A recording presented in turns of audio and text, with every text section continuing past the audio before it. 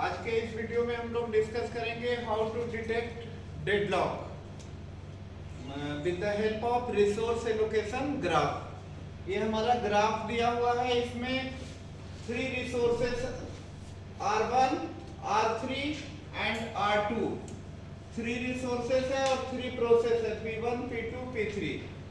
जब आपको ग्राफ दिया हुआ हो तो पहला काम होगा इसमें साइकिल ढूंढना। आपको बताए थे ग्राफ में यदि साइकिल हो रहा है तो वो डेडलॉक के लिए नेसेसरी कंडीशन होता है, नेसेसरी नॉट सफिशिएंट। यदि ग्राफ के अंदर साइकिल हो रहा है और आपका इंस्टेंस ऑफ रिसोर्स सिंगल है, देन आपका डेडलॉक के लिए necessary and sufficient condition both होगा। बट यदि इंस्टेंस ऑफ रिसोर्स मल्टीपल होगा और ग्राफ में साइकिल होगा तो कोई जरूरी नहीं है कि वहां पे डेडलॉक होगा ही होगा। तो यहाँ पे हम लोग पहले साइकिल ढूंढते हैं, प्रोसेस P1 से स्टार्ट करते हैं। इस ग्राफ में हमारा 2 साइकिल बन रहा है। पहला साइकिल लिख रहे हैं आपको P1 R1, P1 R1, R1 P2, ठीक है। पहला हुआ P1 R1, R1 P2, R1 P2 and P2 R3। P2 जो है R3 के लिए रिक्वेस्ट कर रहा है एंड R3 एलोकेटेड है किसको, P3 को। R3 P3 and P3 R2, P3 R2। तो बताए इस ग्राफ में आपका 2 साइकिल होगा, ठीक है।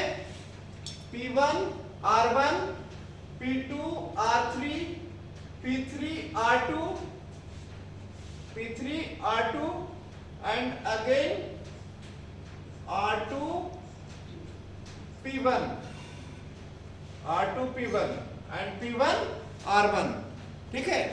ये पहला साइकिल ये हुआ।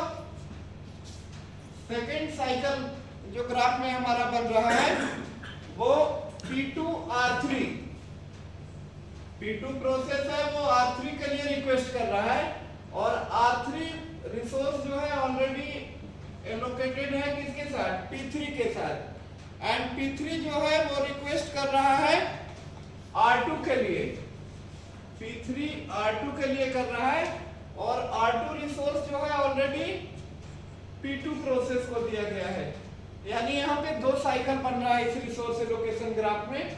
First one is P1 R1, R1 P2, P2 R3 and R3 P3, P3 R2 and again R2 P1। और second cycle is P2 process P2 जो है R3 रिसोर्स के लिए रिक्वेस्ट कर रहा है और R3 ऑलरेडी दिया गया है किसको, P3 को। और P3 रिक्वेस्ट कर रहा है किसके लिए, R2 के लिए।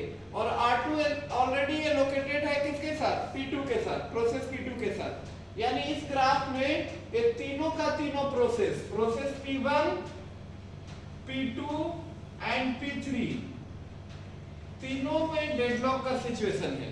P1 देखिए यहाँ पे, P1 जो है वो किसके लिए कर रहा है, R1 के लिए रिक्वेस्ट कर रहा है और R1 रिसोर्स ऑलरेडी दिया गया है किसको, P2।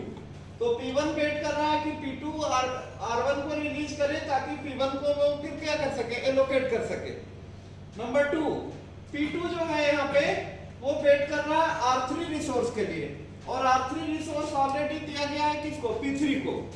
P3 जब रिलीज करेगा तभी P2 को एलोकेटेड होगा, अदरवाइज P2 वेट के कंडीशन में होगा। यहाँ पे P3 जो है, P3 प्रोसेस जो है वो रिसोर्स P3 वेट कर रहा है P1 और P2 दोनों में, क्योंकि R2 रिसोर्स, R2 का 2 इंस्टेंस है, एक इंस्टेंस P2 को दिया गया है और एक इंस्टेंस P1 को, और P3 को क्या चाहिए, R2 चाहिए। तो जब तक कि P1 और P2 दोनों में से कोई एक प्रोसेस इस R2 रिसोर्स को रिलीज नहीं करेगा, P3 आपका वेट के कंडीशन में होगा, ठीक है। तो आज के इस वीडियो में हम लोग देखें कि कैसे रिसोर्स एलोकेशन ग्राफ के जरिए डेडलॉक को डिटेक्ट किया जाता है। तो इस रिसोर्स एलोकेशन में पहला काम होगा हमको क्या करना, साइकिल आइडेंटिफाई करना। तो यहाँ पे इस ग्राफ में दो साइकिल हो रहा था, नंबर 1 नंबर 2।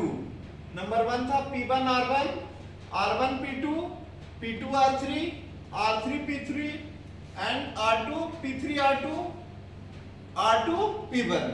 यानी प्रोसेस P1 जो है वो रिक्वेस्ट कर रहा है रिसोर्स R1 के लिए, और R1 रिसोर्स को ऑलरेडी होल्ड किए हुए कौन, P2 होल्ड किए हुए यहाँ पे, और P2 जो है वेट कर रहा है R3 के लिए, और R3 रिसोर्स को ऑलरेडी P3 होल्ड किए हुए है।